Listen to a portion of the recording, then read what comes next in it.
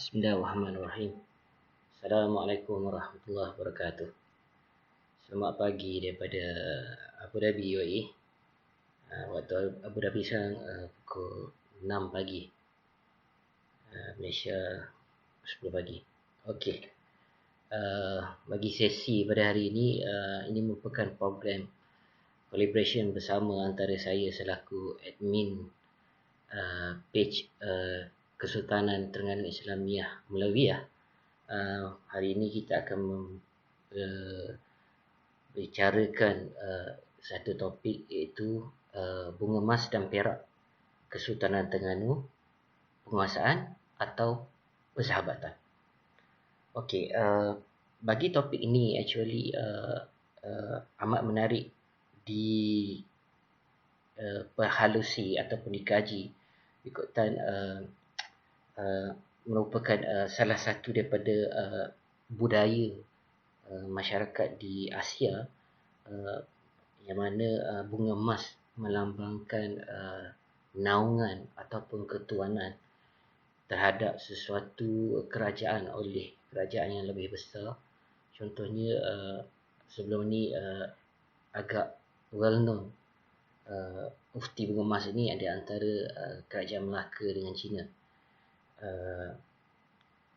Berbalik kepada senario ni, proses dan budaya itu berkembang agak panjang, tapi kita tumpukan perbincangan kita ini fokus kepada bunga emas dan perak Kesultanan Terengganu dengan Siam. Okey, bagi memahami punca dan asbab berlakunya kiriman bunga emas dan perak Terengganu kepada Siam ni, kita perlu gali dan fahami kronologi bagaimana peristiwa ini berlaku. Okey, bermula pada tahun 1767 berlaku satu peristiwa besar di Thailand, iaitu di kerajaan Ayutthaya, di mana Ayutthaya telah ditewaskan oleh Empire Burma. Iaitu Empire Burma telah bertindak menyerang kota Ayutthaya dan membakar ataupun memusnahkan kota Ayutthaya dengan terhapusnya dinasti Ayutthaya. Dari sini satu perubahan ketara berlaku, di mana berlaku pertembungan di antara Burma dan Thailand, Siam, yang mana kesudahannya Siam tewas dengan Burma. Natijah daripada perang yang berlaku di antara Burma dengan Siam ni menyebabkan wilayah-wilayah yang berada di bawah Ayutthaya hilang punca. Dan dari sini timbul pertikaian di kalangan mereka, siapa yang layak untuk mengetuai Siam. Dan bagi tahun tempoh daripada tahun 1762 sehingga 1782 ini boleh dianggap sebagai zaman warlord ataupun pergolakan di Siam. Dan pada ketika itu tempoh masa ini juga menjadi kritikal di Semenanjung, khususnya di Terengganu, di mana Terengganu berada di era pemerintahan Sultan Mansur Riayat Shah I. Dan ketika itu perluasan kuasa kolonial oleh Belanda, dan pada masa yang sama juga pengaruh Bugis telah merebak daripada Kepulauan Riau ke Semenanjung, dan masing-masing cuba mencari pengaruh dan berkembang. Okey, berlaku pada tahun 1769 hasil tindakan daripada salah seorang leadership ataupun pembesar peninggalan Ayutthaya, iaitu Taksin daripada Tamburi, wilayah Tamburi, bertindak cuba menghimpun dan menakluki kembali wilayah-wilayah kecil yang berada di Siam ni, sebagai orang kata mengukuhkan penyatuan Siam itu sendiri, dengan cuba menawan kembali wilayah-wilayah yang terpisah. dan pada tahun 1769 secara tidak langsung Ligo merupakan salah satu wilayah yang terpisah cuba memerdekakan diri daripada Siam ketika itu, dan secara tidak langsung apabila tindakan ketenteraan turun daripada belah utara ke selatan, dan kebetulan pada ketika itu Sultan Mansur Terengganu ini berada di perairan sekitar dengan lengkap dengan berpasukan tentera yang lengkap dengan alat kelengkapan perang, dan bagaikan orang mengantuk di sorongkan bantah, sebab ketika itu Terengganu cuba menandingi dan cuba menjadi the sole port di pantai timur, dan mana Ligo merupakan saingan terdekat kepada Terengganu. Apabila perlawanan diberikan oleh tentera Taksin untuk turut sama bantu menewaskan Ligo, Sultan Mansur dan pasukannya mengambil peluang yang ditawarkan ini dengan turut serta membantu, dan akhirnya Ligo tewas. Dari sini kita boleh tengok kemusnahan Ligo itu sendiri memberi satu peluang kepada Terengganu untuk berkembang pada era ini. Tambahan pula ketika ini kolonial British masih tercari-cari tapak yang sesuai, dan perkaitan dari sini kita boleh lihat perluasan kuasa oleh kuasa daratan iaitu daripada Siam cuba menghimpit negara kota kecil di Semenanjung yang dianggap kuasa maritim. Tapi percaturan politik ini agak penting sebab menentukan kestabilan, kemakmuran dan perkembangan ekonomi. Hasil daripada penglibatan inilah ia menjadi momentum kepada penganugerahan ataupun penghantaran bunga emas Terengganu sebagai tanda persahabatan, terima kasih kepada Siam di era Raja Taksin itu sendiri pada tahun 1769, diilhamkan oleh salah seorang pembesar berdarah India Muslim, itu saudagar raja yang bernama Nasaruddin Ali, yang mencadangkan kepada Sultan Mansur sebagai menghargai sumbangan Raja Taksin yang berkongsi harta rampasan perang ketika menewaskan Ligo. Ketika itu pengiktirafan ataupun anugerah bunga emas dianggap sesuatu yang menarik dan dianggap sesuatu yang melambangkan kekayaan, kemakmuran dan kehebatan sesuatu kerajaan. Namun persepsi bunga emas itu sendiri berbeza dari sudut pandangan Siam. Untuk peringkat ini kita cuba tengok susul gala kronologinya dulu sebelum kita lihat pada impak ataupun natijah sama ada di belah Siam ataupun Terengganu itu sendiri. Okey, setelah 12 tahun penglibatan Terengganu dengan Raja Taksin dalam menewaskan Ligo, tanpa dijangkakan 1782 kerajaan Siam mengalami perubahan dinasti, di mana Taksin telah dijatuhkan dan beliau telah diganti oleh Rama I, itu dari dinasti Chakri, dan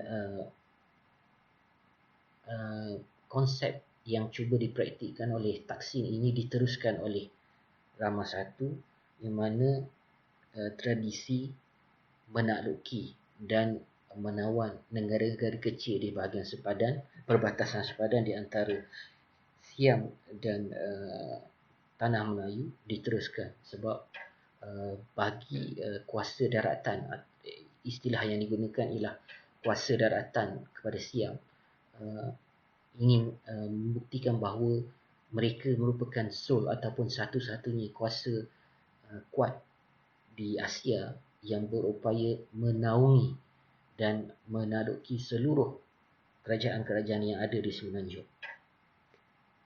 Kesan daripada ini actually kita boleh lihat secara terpaksa, dan Sultan Mansur terpaksa meneruskan tradisi pemberian ataupun penghantaran bunga emas kepada Siam. Dari rekod-rekod luar pun kita boleh baca dan kita boleh perhati, dan salah satu di antaranya daripada rekod Perancis pada tahun 1769 sendiri itu menyatakan ketika De Silva dengan kapal Saint Batista telah singgah di Terengganu ketika itu, dan dia melaporkan Sultan Mansur ketika itu tiada di dalam negeri selama hampir 5 bulan. Dan ini adalah satu penemuan yang penting membuktikan bahawa laporan daripada sumber tempatan dibuktikan adalah sah bila mana ia turut dilaporkan oleh pelayar Perancis bahawa penglibatan Terengganu dalam membantu Taksin menewaskan Ligo. Namun bila kita rujuk balik daripada buku-buku sejarah tempatan, kita ketahui dan kita ketemui berapa kesilapan yang common bagi seorang penulis sejarah, bila mana laporan tarikh yang disertakan agak canggung, bila mana kita boleh compare sebagaimana dinyatakan oleh Misbah. Beliau menyatakan perang ni berlaku pada tahun 1765, sedangkan Buyung Adil melaporkan pada tahun 1781. Tapi tarikh sebenar berlakunya perang ni pada tahun 1769 berdasarkan yang direkodkan oleh Robert Smith dalam bukunya pada tahun 2017. Bagi tempoh masa berlaku peperangan ni memang tidak dinafikan kita masih mencari-cari sokongan ataupun bantuan untuk memastikan Terengganu itu bertahan dan lebih daripada negeri-negeri lain. Tindakan Sultan Mansur ini actually ingin menandingi kewujudan kerajaan-kerajaan yang lebih besar dan saingan khususnya daripada selatan ataupun negeri-negeri sekitar. Ini kerana ketika itu koloni yang sudah mula bertapak di tanah Melayu. Okey, kita pergi balik pada tahun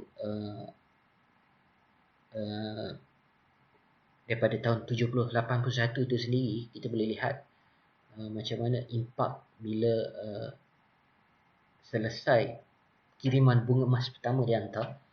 Ketika ini Siam masih berada di bawah dinasti Tanburi. Itu yang menarik sebab berlaku peralihan bila menjelang tahun 1782. Dinasti ini telah ditukar dengan Chakri, dan konsep pemerintahan masih sama, cuma dikuasai oleh pentadbir yang berbeza.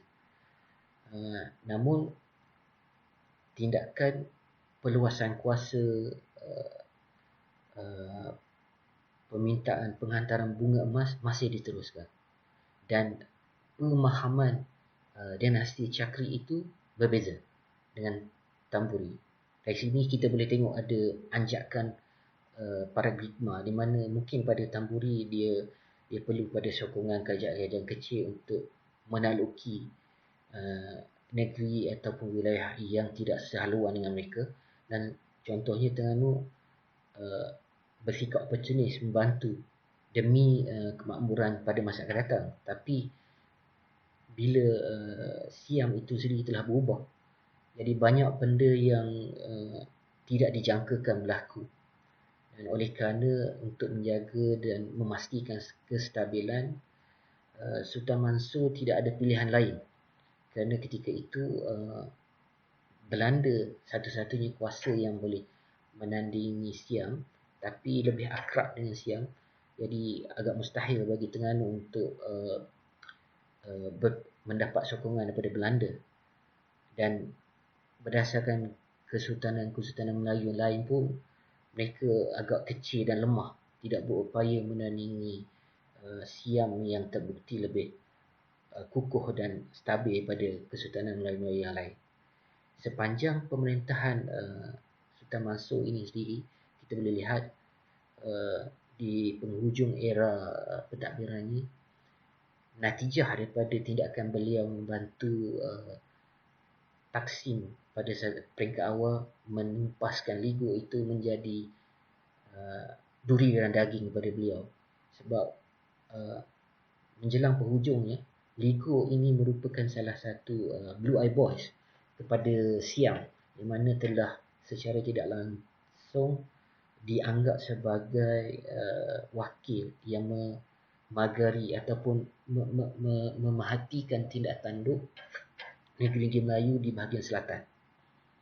Dari sini impak tindakan beliau pada tahun 1769 itu menghasilkan satu bebanan pada Terengganu, di mana peringkat awal Terengganu telah ditekan oleh Ligo, bila mana Ligo meminta demanding benda-benda yang tidak berpatutan, di samping tekanan bunga emas dan perak mesti diteruskan, dan permintaan yang luar kawalan ini menyebabkan Sultan Mansur hilang punca dengan siapa dia perlu dapatkan bantuan sokongan untuk menepis gangguan Ligo. Actually bukan daripada Bangkok, tapi lebih pada Ligo.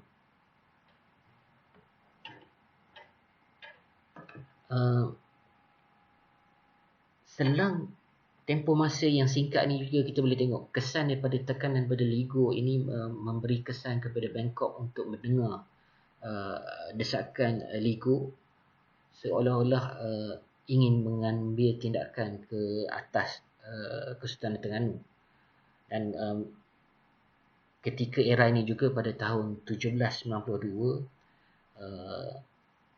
Rahmat I bertindak menyerang Patani, dan ini menimbulkan kekalutan kepada Kelantan dan Terengganu, kerana Patani adalah negeri berjiran dan tidak mustahil jika Terengganu turut sama akan menjadi mangsa serangan Siam ketika itu.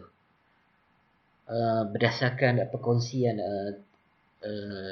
Tuan Abdul Rahman daripada UTP, beliau melakukan kajian berkenaan koleksi surat menyurat Francis Light.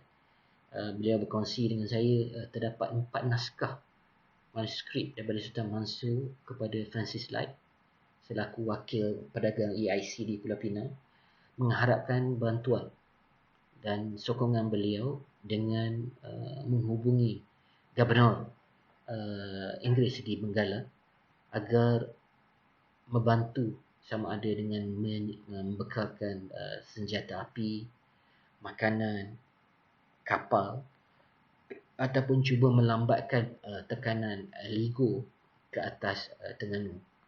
Namun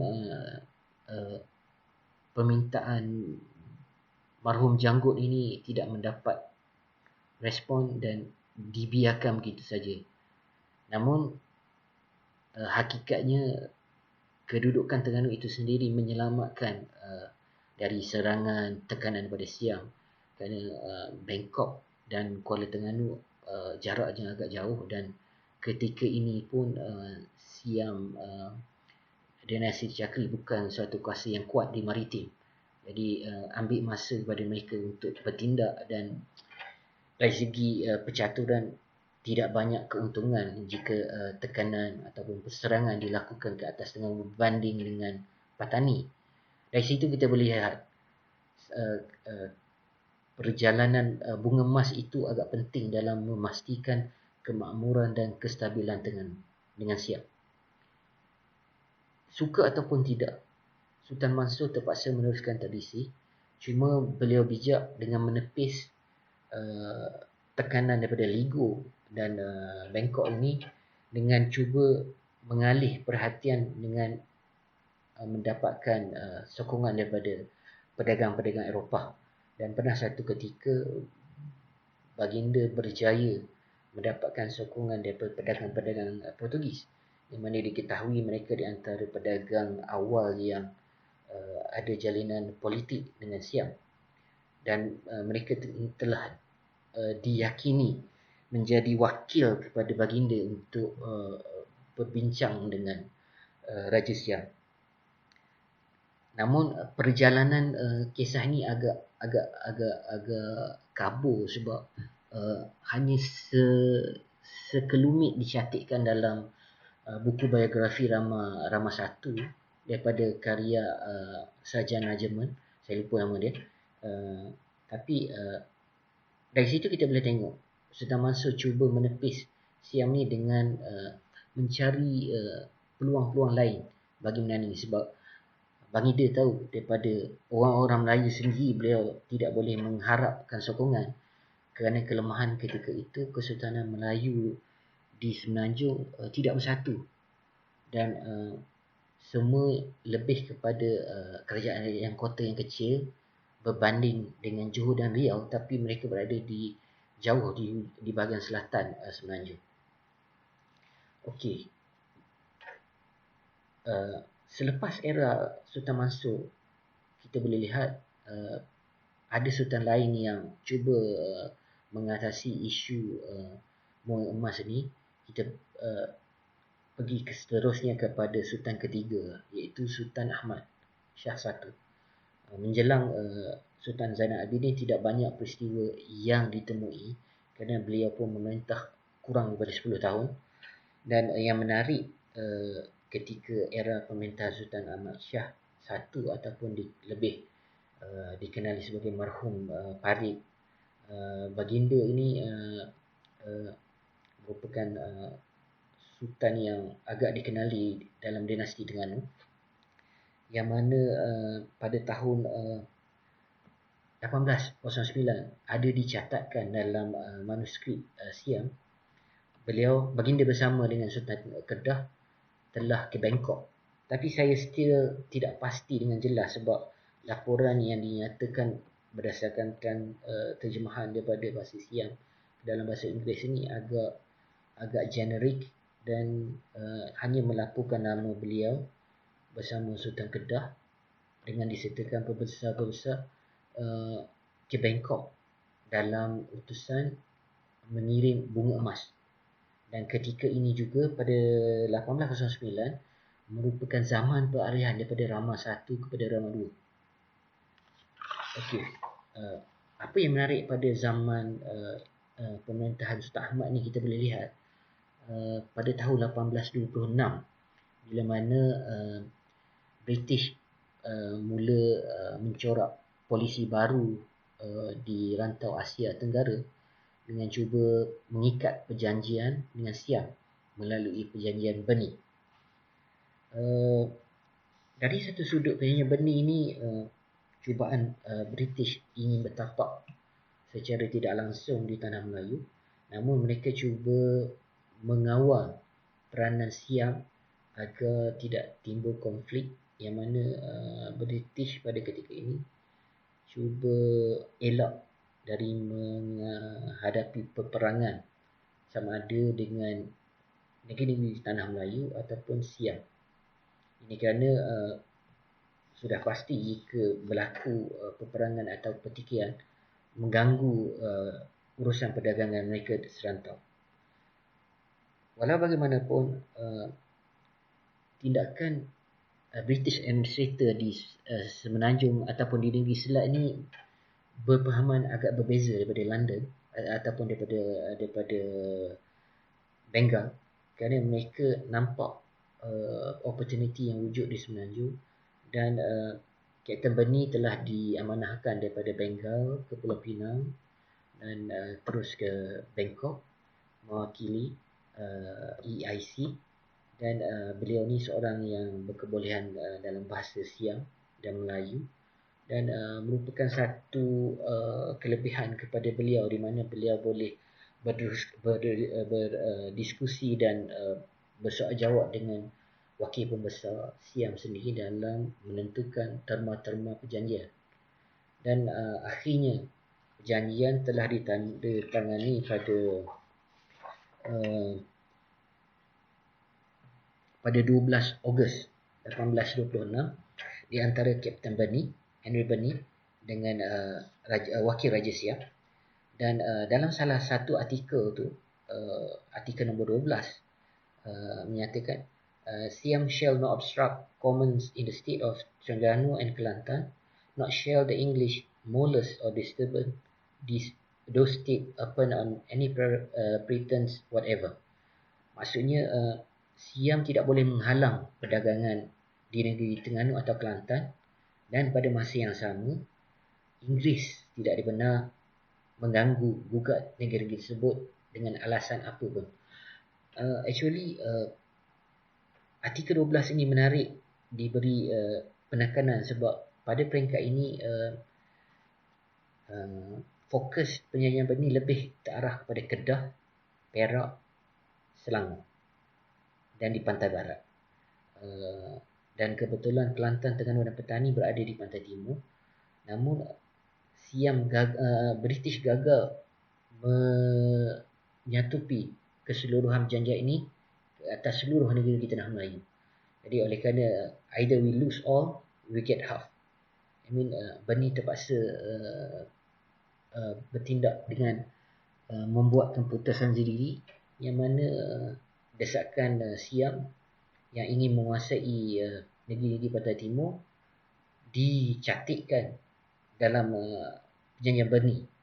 Namun artikel 12 ni agak kabur bila mana penjelasan dan definisi itu sendiri tidak jelas. Dan ketika berangkat pulang ke Pulau Pinang, Kapten Bani singgah di Terengganu, dan di kesempatan ini beliau telah dijemput bertemu dengan Sultan Ahmad, marhum Parik, dan baginda bertanyakan apakah konklusi hasil daripada perjanjian Bani ini sendiri.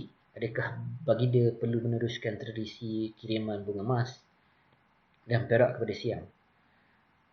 Tanpa berselindung, Bani terpaksa bercakap jujur dengan Sultan Terengganu bahawa beliau tidak berupaya memisahkan Kelantan dan Terengganu daripada naungan Siam secara jelas. Tapi artikel 12 ini berupaya menyelamatkan Terengganu daripada ancaman Siam. Itu yang penting. Namun tradisi bunga emas itu perlu diteruskan. Walaupun agak sukar bagi Terengganu, tapi oleh kerana hasil daripada artikel ni, Siam dan British lebih ke arah berhati-hati, tidak ingin mencetuskan sebarang pergolakan di Kelantan dan Terengganu. Jadi alhamdulillah Terengganu terselamat, dan walaupun ada sedikit pertikaian atau isu-isu contohnya pada tahun 1853 di mana ada isu kapal dagang daripada Singapura yang dipelopori oleh pedagang-pedagang Cina Selat telah ditangkap dan dibunuh di Terengganu, dijatuh hukuman bunuh kerana disyaki sebagai pasukan Lanun. Namun tekanan daripada British pun tidak berupaya mengenakan tindakan kepada Sultan Umar pada ketika itu, kerana berlandaskan kepada artikel 12 dalam perjanjian Bani. Okey, balik kepada Sultan Ahmad sendiri. Walaupun Bani cuba membantu beliau, namun ketika ini Siam sendiri masih membina negaranya dan fokus lebih terarah kepada pantai barat. Dan ketika ini berlakunya perang musuh bisik di Kedah, dan fokus itu agak kurang di pantai timur, walaupun ada penglibatan kemudian pada tahun 1931 di mana Terengganu, Kelantan dan jajahan di sebelah pantai timur terlibat dengan memberi sokongan kepada Kedah dan Petani dalam menentang Ligo dan Siam. Namun tradisi bunga emas itu masih diteruskan, dan cuma amaran yang pernah disampaikan kepada Terengganu dengan pengantaran dua kapal perang Namun Siam tidak berani bertindak lebih daripada itu. Bila mana British daripada Singapura mengetahui tindakan Siam mencerobohi Terengganu, British bertindak menghantar kapal perang. Dari sini kita boleh tengok British pun, Siam pun orang kata dia tak confident lah, walaupun dia cover by the Burnley punya treaty, tapi still not really confident with the treaty. Jadi at the end, alhamdulillah Terengganu selamat, walaupun pada masa yang sama Terengganu terpaksa menyerahkan pelarian perang daripada petani. Namun tradisi bunga emas itu masih berjalan seperti biasa. Even though pada era ni pun kita boleh tengok Siam cuba menonjol dan membuktikan bahawa dia berkuasa dalam menentukan pentadbiran di Terengganu. Sebab selepas keangkatan marhum Parit 1830, Terengganu dilanda pergolakan bila mana 4 orang sultan silih bertukar ganti daripada tahun 1831, di mana selepas keangkatan Sultan Ahmad, marhum Parit diganti oleh adinda baginda marhum Surau, itu Sultan Abdul Rahman. Tidak berapa lama kemudian baginda mangkat, digantikan pula oleh ananda sulung marhum Parit, iaitu Tengku Daud, dengan dikenali sebagai Sultan Daud. Dan tidak berapa lama pula, dalam 40 hari atau 30 hari macam tu, baginda pula mangkat. Dan dari sini start pertikaian bila mana ada 2 kandidat yang layak naik bertahta sebagai sultan. Itu di mana anak kedua Sultan Ahmad itu sendiri, Tengku Umar, atau lebih sinonim sebagai Baginda Umar, dan adinda kepada marhum Parit itu sendiri, iaitu Sultan Mansur. Namun pada peringkat awal, walaupun Sultan Umar berjaya menaiki tahta, tapi oleh kerana kurang sokongan, tipu daya dan tidak luas percaturannya, beliau telah terpedaya dengan marhum Mansur. Marhum Mansur berjaya merampas tahta, dan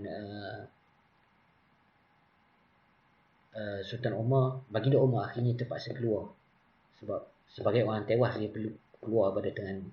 Dan di sini pergolakan yang berlaku di antara tahun 1837, 1831 hingga 1837, Terengganu berada agak goyang, bila mana marhum Mansur bukan setakat menerima tekanan daripada Siam, tapi pada sama dia menerima tekanan daripada Tengku Umar sendiri, iaitu Baginda Umar, bila disabotaj dan diganggu gugat dengan aktiviti pelanunan. Dan pernah terjadi pada satu ketika secara tidak sengaja angkatan Tengku Umar telah tersilap melanung kapal-kapal Siam, dan tindakan ini menyebabkan Siam kecewa, dan tuntutan telah dihantar ke Terengganu agar Tengku Umar ditangkap, ataupun tekanan politik telah dikenakan kepada Sultan Mansur. Namun jangka hayat marhum Mansur itu sendiri pun tidak panjang. Baginda mangkat pada tahun 1837 dan digantikan oleh putera baginda, Sultan Muhammad I, yang sinonim dikenali sebagai marhum Tello. Yang menarik, tempoh masa ni juga kita boleh tengok pertikaian yang berlaku di Terengganu juga ada kaitan dengan kerajaan-kerajaan sekitar, yang mana ia dilaporkan dengan agak jelas oleh Abdullah Mushi, bila mana beliau dalam perjalanan ke Kelantan dan singgah ke Terengganu. Dan walaupun ada segelintir pembaca atau peminat tidak boleh menerima sepenuhnya apa yang dilaporkan, tapi sebagai seorang periwayat, kita perlu baca dan ketahui apa yang dilaporkan, dan keputusan terserah pada kita untuk menerima ataupun meragui catatan beliau. Sebab di sini pentingnya pada rujukan silam. Okey, bila balik pada situasi ini, kita boleh tengok peranan bunga emas itu masih berfungsi, di mana Siam cuba menonjolkan dengan British bahawa fungsi bunga emas itu penting bila berlaku pergolakan tahta di Terengganu di era 1837. Ada penulisan mengatakan, khususnya daripada Kopkua, sehingga kini saya belum menemui sebarang catatan daripada sumber tempatan yang mengatakan Tengku Umar dipelawa kembali daripada Riau bertahta di Terengganu. Ini yang cuba dinyatakan oleh Kopkua dalam buku beliau. Tapi berdasarkan rujukan daripada rekod-rekod Terengganu yang pernah saya baca, belum ditemui dengan jelas. Sebab agak menarik bila mana 8 tahun ketika Baginda Umar berkelana ke Daik dan Lingga ni, kita tidak ada rujukan yang jelas apa yang telah berlaku selama 8 tahun. Namun segembalinya marhum baginda pada tahun 1839, baginda berjaya mendapatkan kembali tahta. Okey, bermula pada era baginda Umar daripada tahun 1839 sehingga 1876, actually merupakan zaman era kegemilangan Kesultanan Terengganu. Ini kerana marhum baginda Umar seorang yang berpandangan jauh, berperwatakan pemimpin dan seorang yang berani menandingi cabaran, dan di antaranya beliau bersifat terbuka. Mungkin tindakan hasil atau pergaulan baginda di Daik itu sendiri sudah biasa dengan kolonial, membuktikan bahawa beliau boleh bersahabat dengan British di Singapura. Hasil daripada itu kita boleh tengok banyak peristiwa-peristiwa penting berlaku di era marhum baginda. Walaupun tradisi bunga emas diteruskan, tapi Siam tidak cuba untuk mengganggu gugat Terengganu. Sedangkan pembinaan negara Siam itu sendiri makin kuat, pertahanan sistem ketenteraannya makin bertambah maju. Even menjelang era Raja Mangkuk itu sendiri pun tidak ada tindakan yang keras daripada Siam, walaupun ada laporan mengatakan Terengganu agak culas untuk menghantar bunga emas, dan ada laporan daripada Siam sendiri pun mengatakan marhum baginda cuba elak untuk bertemu dengan Raja Siam bila mana diperintah ke Bangkok ataupun ke selatan Thai ketika itu. Namun desakan itu tidak menjadikan satu bebanan kepada baginda, bila mana baginda merasa selamat bila bersahabat dengan British, dan kebetulan British di Singapura diketuai oleh seorang gubernur yang memahami agak jelas berkenaan artikel 12 daripada Perjanjian Bern, iaitu Colonial Governor, yang mana beliau ni seorang yang bersifat anti pada Siam, dan pada masa sama berani bertegas bahawa Kesultanan Terengganu itu adalah sebuah negara yang bebas dan berdaulat, berlandaskan kepada artikel 12 daripada Perjanjian Bern itu sendiri, di mana Siam dan British bebas berdagang di Terengganu dan tiada siapa yang berhak menguasai Kelantan dan Terengganu. Interpretasi artikel 12 ini satu yang menarik bila berubah era dan zaman, di mana pemikiran British Colonial Administrator di Singapura, kita boleh tengok dia orang lebih rapat dengan raja-raja Melayu, dan mereka lebih menyebelahi kepada raja-raja Melayu. Namun dari sudut diplomasi, actually Siam pun tidak boleh mengenakan tekanan yang lebih, walaupun tuntutan bunga emas itu masih berlaku dan Terengganu masih meneruskan tradisi bunga emas. Okey, untuk zaman baginda ni, baginda Umar, kita lihat Terengganu memang berada pada zaman kegemilangan, dan Terengganu sebuah negeri yang betul-betul stabil. Even pada ketika ini juga berlaku peristiwa Terengganu terlibat dalam pameran perdagangan di London pada tahun 1861. Lepas tu Terengganu terlibat dalam cubaan menghantar wakil raja itu dengan utusan Tengku Muhammad Arifin daripada Sumatera, daripada Bengkulu pada 1869. Walaupun cubaan ini gagal, tapi keberanian baginda ini membuktikan bahawa baginda bersedia berhubung secara langsung dengan British di London. Walaupun gagal, tapi momentum itu ada, membuktikan bahawa tindakan beliau adalah betul.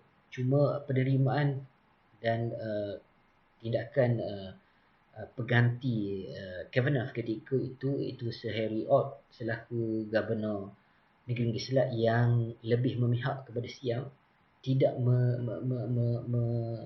menerima Kesultanan Melayu ini sebagai negeri-negeri yang berdaulat.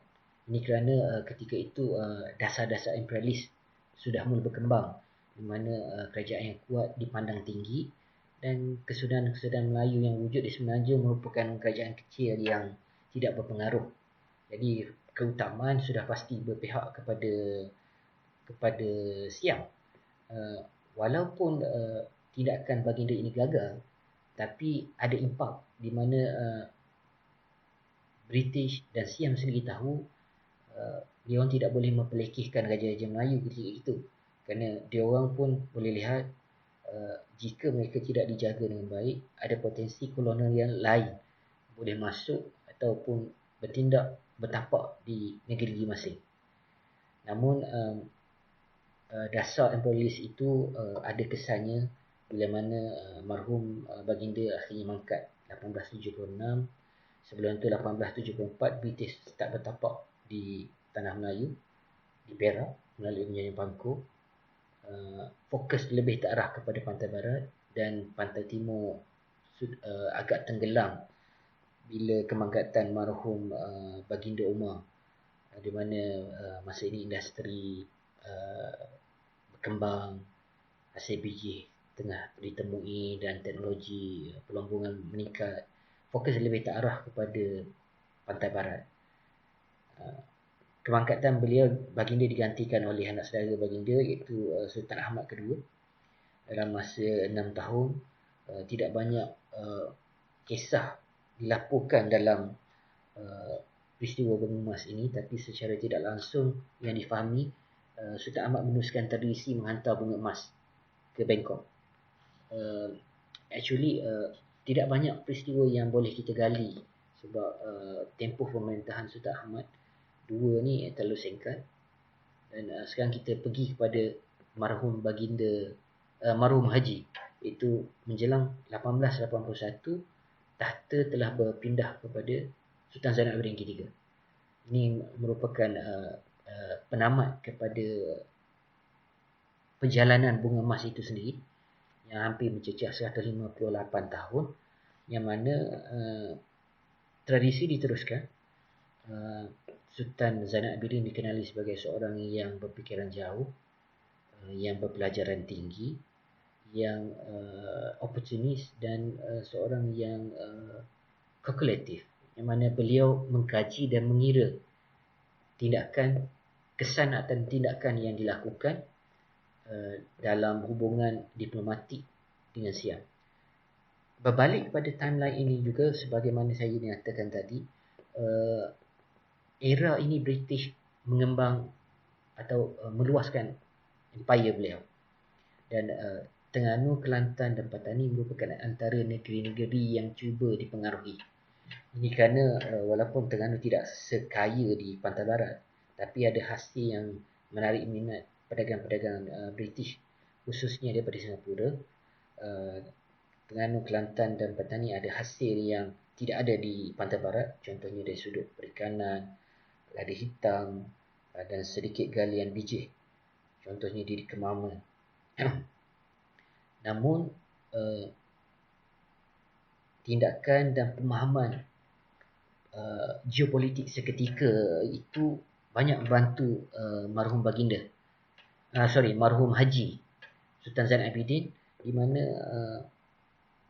baginda meneruskan tradisi penghantaran bunga emas, dan bunga emas ni diteruskan dan bagi pihak Siam, mereka also berada pada era pemerintahan Raja Chulalongkorn bermula pada tahun 1868,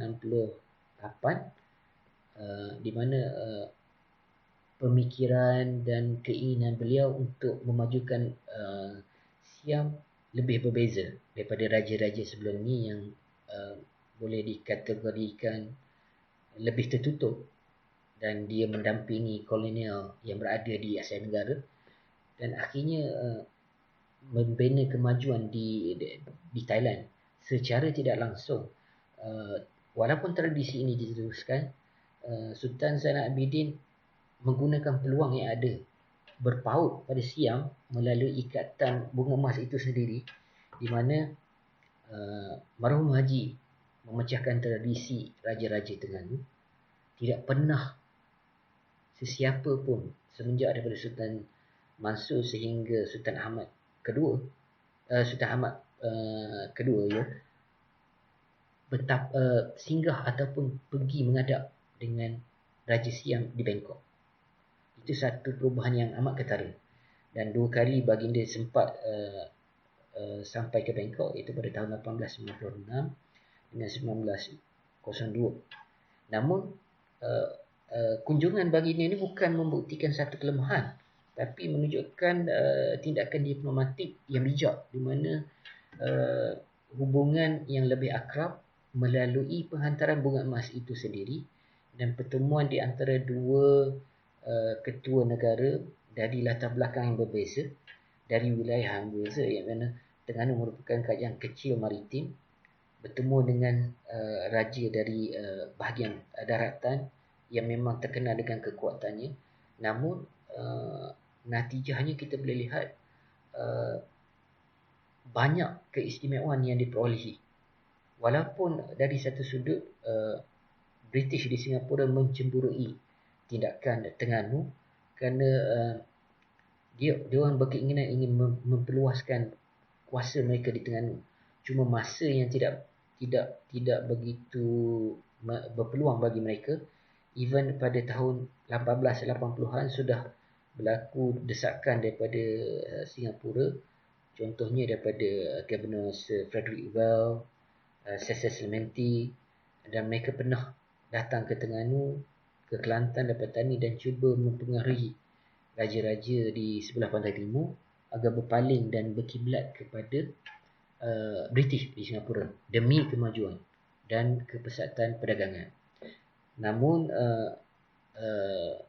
laungan British ini tidak diterima oleh marhum baginda, marhum Haji. Baginda meneruskan hubungan yang baik dengan Siam, tapi dengan penuh berhati-hati. Impak daripada bunga emas itu walaupun still berjalan, dan kita fahami Terengganu still ikut tradisi setiap 3 tahun bunga emas dihantar daripada Terengganu ke Singgora dan daripada Singgora ke Bangkok. Cuma yang menjadi isu di sini pemahaman dan penerimaan bunga emas itu sendiri. Okey, kita bergerak seterusnya kepada era Sultan Zainal Abidin ni, bila mana Siam akhirnya terpaksa melepaskan 4 buah negeri di Semenanjung bahagian utara demi mendapatkan 4 juta pinjaman kewangan daripada negeri Selat, demi menyiapkan sistem landasan kereta api. Pada tahun 1909, secara termaktubnya dalam perjanjian Bangkok, pada 10 Mac 1909, Siam dengan British bersetuju menyerahkan keempat-empat negeri ini sebagai tukaran bantuan pinjaman. Namun dari sini kita boleh lihat fungsi bunga emas Terengganu itu sendiri dengan Siam, dan apa natijahnya kepada British. Okey. Tindakan perjanjian yang disemeterai antara British dengan Siam ini agak mengejutkan Raja-Raja Melayu kerana tidak ada di antara mereka yang mengetahui tindakan Raja Chulalongkorn menyerahkan 4 negeri naungan Melayu ini kepada British. Namun tidak banyak tindakan yang dilakukan kecuali Sultan Zainal Abidin sendiri bila dikunjungi oleh wakil Siam dan British bagi memaklumkan penyerahan naungan Terengganu daripada Siam kepada British, baginda secara terbuka dan jujur menolak dan tidak menerima pengiktirafan perjanjian Bangkok. Dari sini kita boleh lihat British amat berhati-hati dan hujah yang digunakan oleh Sultan Zainal Abidin memang jelas.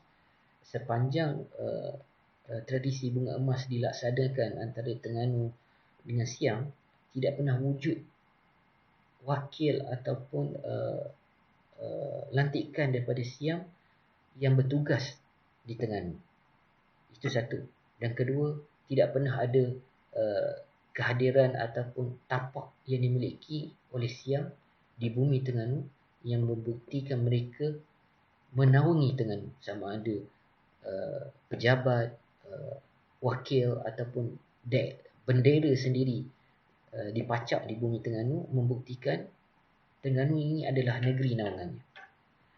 Berbalik kepada isu ini, kita boleh lihat dari situ kita boleh tengok definasi self bunga emas.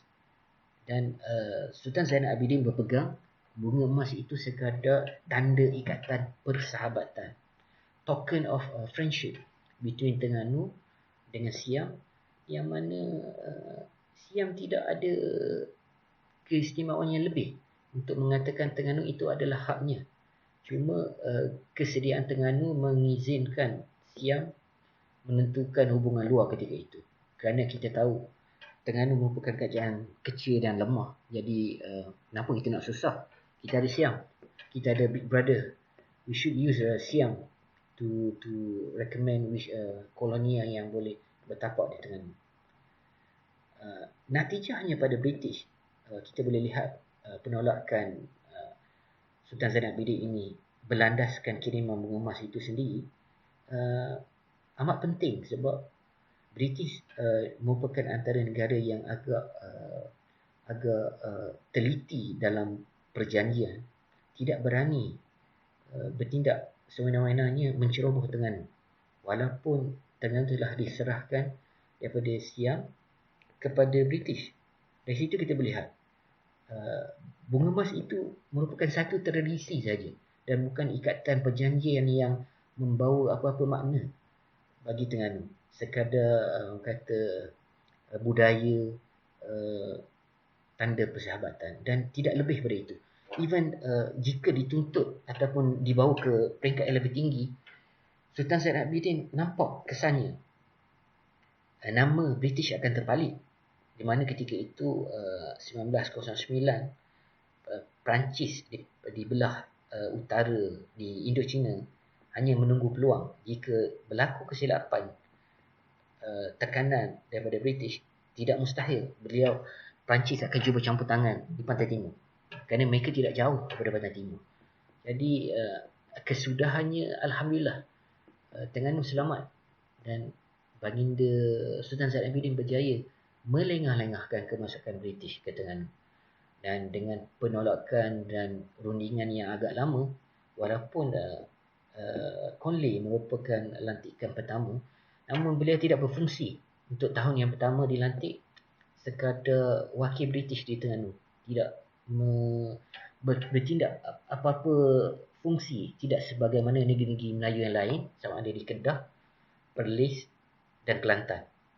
Itu membuktikan bahawa dari sudut pandangan bunga emas itu sekadar tradisi.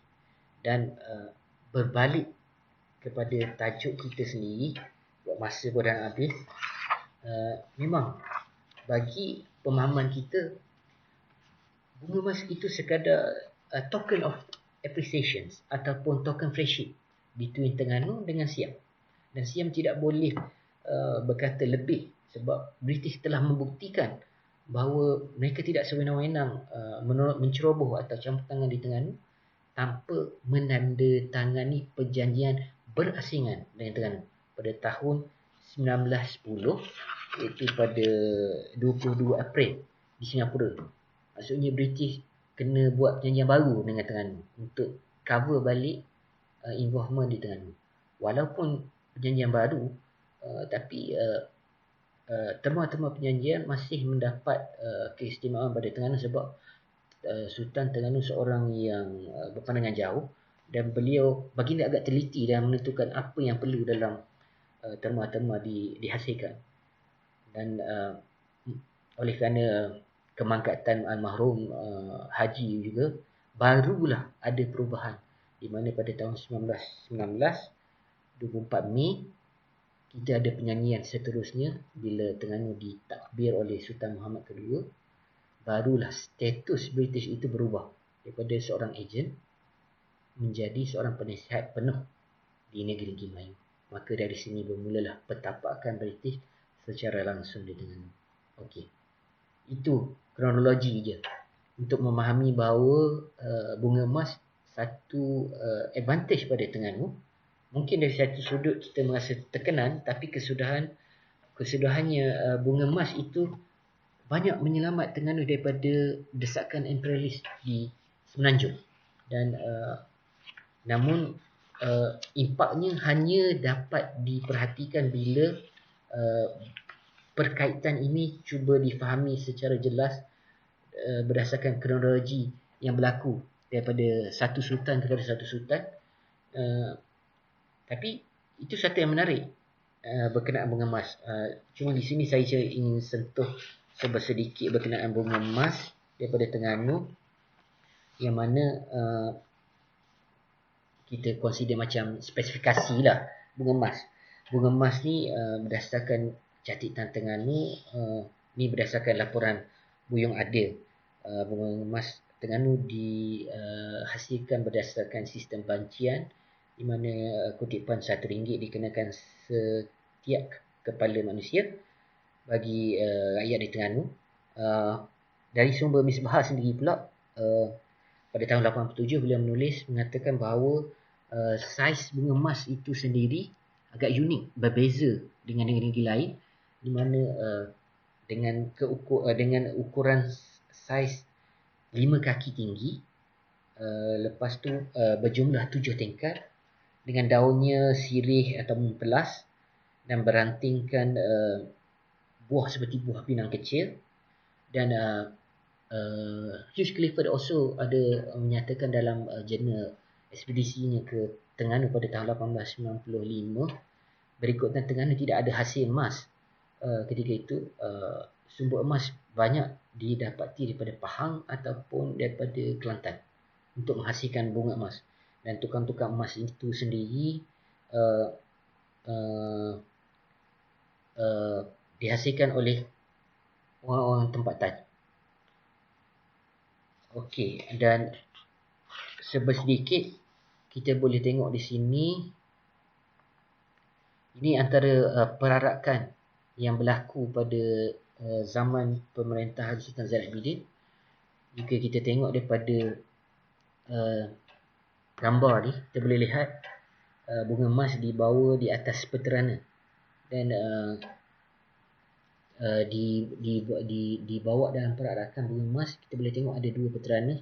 Satu peterana mungkin bawa bunga emas perak dan satu lagi bunga emas, dan dibawa dalam kota. Dan boleh tengok ni rakyat jelata Terengganu. Foto ni dijangkakan pada tahun 1906 dan kemungkinan dirakam oleh Kristen Filberg. Ini antara ihsan saya dapat daripada Adino di Sweden, yang mana merupakan koleksi pribadi beliau. Dan foto ni pun still berada di Sweden. Tidak ada keinginan orang yang berkaitan di Terengganu untuk membawa pulang salinan ni. Okay, kita tengok foto kedua. Ini merupakan suasana perarakan bunga emas di sekitar kampung Cina. Dan ini di hadapan pintu masuk Kota Maziah. Daripada jeti, daripada belakang kita boleh tengok bagaimana upacara perarakan bunga emas merupakan satu occasion ataupun acara yang penting bagi masyarakat Terengganu ketika itu. Dan ini merupakan salah seorang pembesar yang bertanggungjawab mengiringi utusan Bunga Emas Terengganu ke Siam. Itu beliau ni berjawatan sebagai Datuk Penghulu Balai, ataupun nama beliau Cik Salim bin Cik Umar Berdarah Bugis. Ini merupakan antara satu-satunya bangsawan atau pembesar di Terengganu berdarah Bugis yang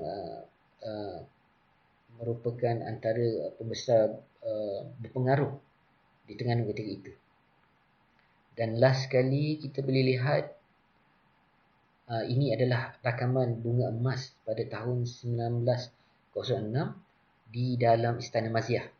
Dan kita boleh tengok berdasarkan laporan Misbah, memang bertepatan ukuran bunga emas dan perak dalam 5 kaki dan rupa bentuk bunga emas Terengganu amat berbeza dengan Kedah ataupun negeri-negeri lain. Saiznya lebih besar dan binaan atau bentuk ukirannya pun berbeza.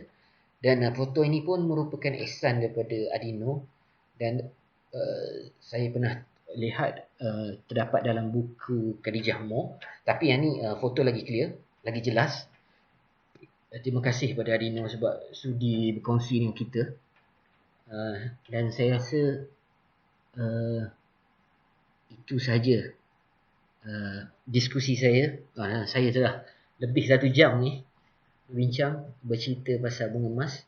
Dan saya berharap boleh faham dan boleh memahami perjalanan cerita dia. Sebab walaupun tempoh yang panjang 158 tahun, tapi setakat ini tidak ada penulisan ataupun periwayatan yang agak jelas pasal bunga emas Terengganu, kerana mungkin sesetengah pengkaji ataupun researcher rasa sukar untuk menjadi akibahan. Namun landasan yang saya bina ini actually berdasarkan penulisan Dr. Abdullah Zakaria, Misbah, Haji Bulung Adil. Cuma bahan-bahan itu diperkemaskini dan ditambah dari rujukan-rujukan luar, sama ada daripada Siam, daripada Eropah dan daripada negeri-negeri lain. Yang mana setakat ini memang saya tidak nafikan bunga emas, penulisan bunga emas Kedah antara yang terbaik, dan mereka pernah mengadakan simposium ataupun seminar pada tahun 2010, di mana satu inisiatif yang baik. Dan saya rasa Terengganu mungkin boleh fokus pada ni, dan not surprisingly mungkin boleh cuba ikhtiar dapatkan salah satu bunga emas yang berada di Bangkok sebagai tarikan bukti kebudayaan yang terjalin antara Terengganu dan Siam. Walaupun dari satu sudut bunga emas ini melambangkan naungan atau tekanan, tapi dari satu sudut hubungan budaya, kita tidak boleh nafikan bahawa bunga emas ini mengikat hubungan antara Terengganu dengan Siam secara tidak langsung. Natijah yang baik yang dapat lihat daripada hubungan ini, kita lihat credibility Sultan itu sendiri yang berpandangan jauh dan bersedia untuk berkompromis. Kesudahannya akan memberikan keuntungan kepada kesultanan ataupun kerajaan itu sendiri. Sebab sebagai contoh, mungkin pada peringkat awal Sultan Zainal Abidin, marhum Baginda Umar, Sultan Ahmad I dan Sultan Mansur dianggap lemah kerana terpaksa tunduk dengan Siam dengan memutuskan kiriman bunga emas dan perak. Namun dari satu sudut yang lain, kestabilan, kemakmuran Kesultanan Terengganu berkekalan sehingga 1909 tidak pernah sekali ataupun seketika pun Terengganu mendapat ancaman dalam bentuk serangan, penindasan ataupun pemulauan daripada Siam dari sikap ataupun pasang surut hubungan antara Terengganu dengan Siam. Itu kesimpulannya. Mungkin sekejap saya tengok apa ada. Dan saya rasa itu ajalah penjelasan ataupun penceritaan berkaitan bunga emas. Sebab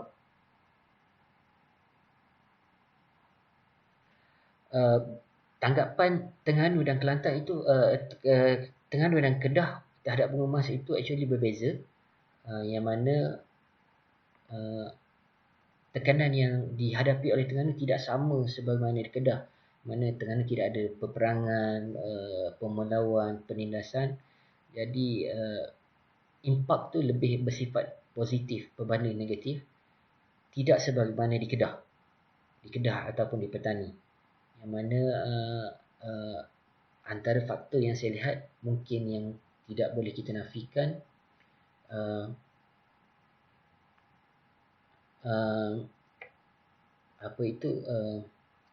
kedudukan geografi Terengganu itu sendiri menjadi jaminan jauh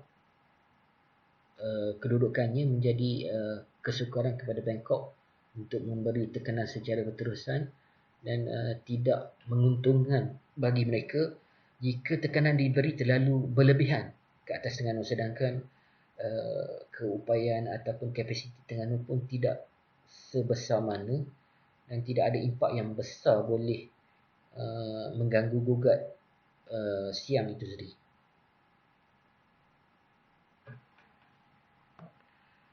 Dan saya rasa itu ajalah sebab